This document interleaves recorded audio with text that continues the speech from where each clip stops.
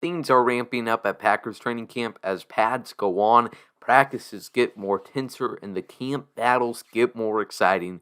One of those camp positional battles that many people have had their eyes on during the first 2 weeks of training camp is the wide receiver position, which just has so much young talent that it's going to make really difficult for the Packers when it comes to roster cut down day here in a few weeks, where they have to condense the roster from 90 players to 53 plus a 10-man practice squad.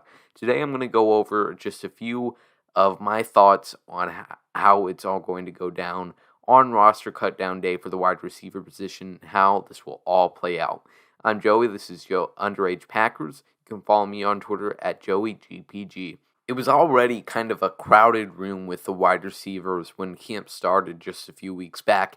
But then when the Packers brought in Randall Cobb, when Aaron Rodgers wanted him back, when the Packers traded for Randall Cobb from the Texans, that wide receiver room got even more crowded. And now there's pretty much four guys that have a locked-in place on the roster, really five. You got Devontae Adams, Al Lazard, Marquez Valdez-Scantling, Amari Rodgers, the third-round draft pick from Clemson, and then Randall Cobb. Now, that's five guys, which I believe is the number the Packers kept last year on their initial roster. Only five wide receivers. And then there's just so many young, talented guys making a name for themselves at training camp, making plays day in and day out. A few of those, Devin Funchess is a veteran who hasn't played a football game in 2 years after opting out this previous year, and then the year before having a season-ending injury in just week one in his stint with the Indianapolis Colts. So he has a lot to establish. Then third-year wide receiver Equanimeous St. Brown was drafted in round 6 and really has struggled to get any playing time since his rookie season. And then a lot of undrafted guys that have been on the team for a few years or just brought in this offseason.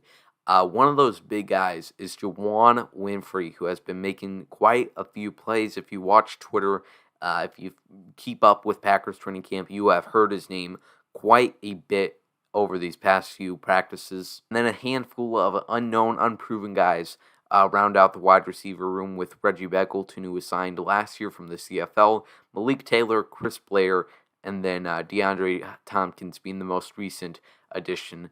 So there's going to be a lot that plays into this, in my opinion. I think one of the biggest things will be special teams for these guys to make a name for themselves, make them stand out when the Packers are making those final roster cutdowns coming up in a few weeks here. Those five guys that are locks to make the roster, the offensive staff knows what they can contribute on offense, obviously. But these guys, they really have to stand out, make themselves different than all of the other wide receivers. One of the biggest advantages in their part is Jay Sternberger being suspended for 2 weeks, so an extra roster spot. And who knows if they even bring Jace back to the 53-man roster, but that opens up a lot of room for one of them to make the 53-man roster, maybe make some plays as much as they can in week 1 or 2, getting some more starter reps or at least with a second team, and just trying as much as they can to make the most plays.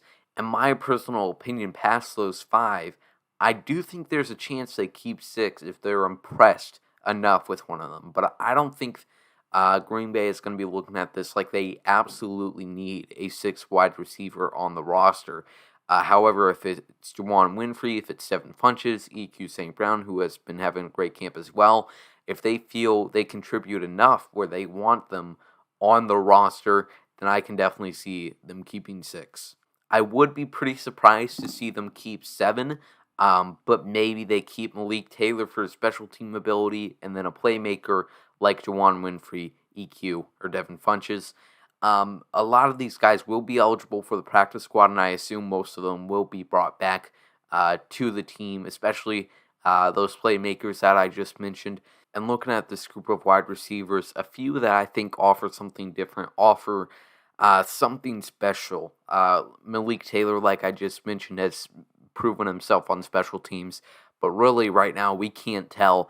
There's no live special teams drills. I haven't been there in practice, so who am I to say? What do I know about what they can contribute on special teams? But Malik Taylor has proven that he can be a gunner, he can return Um, and then we'll see Chris Blair, DeAndre Tompkins. They're pretty much a long shot to even make the practice squad, but there's just a lot of ball game left. I guess if I had to give a top five in order of who I think will end up making the roster or getting the best chance at the very least, number one for me is Juwan Winfrey. Mentioned it many times. He's just been having a really great camp. The past few offseason opportunities he's had, he's really made the most of it. So Juwan Winfrey at one, the big playmaker. Devin Funches at number two for his experience. They brought him in for a reason back in the offseason of 2019. Number three, Equinemius St. Brown. He's been with the team for 3 years.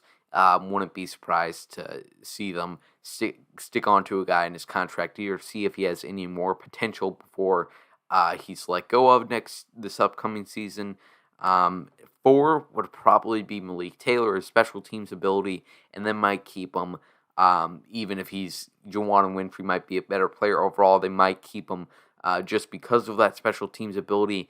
And number five is really a toss-up for what I just mentioned, that special teams. DeAndre Tompkins, Chris Blair, this preseason is going to be really important for them to prove themselves that they deserve, at the very least, a practice squad spot, and then they'll have to earn themselves up. But that's my list, and that's my ranking. Let me know what you think will happen with this wide receiver camp battle. I'm eager to see this live and in person this week of training camp practices.